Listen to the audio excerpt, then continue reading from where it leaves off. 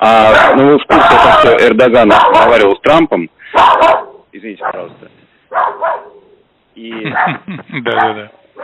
Не могу, Никандр, не могу, к сожалению, остановить лайв. Да, он сегодня говорит, да, и Эрдоган сегодня заявил, да, Эрдоган действительно сегодня заявил о том, что, возможно, потребуется общение с Путиным по Ливии. Ну вот как будет согласовано, и если будет согласовано такое общение, то разговор состоится.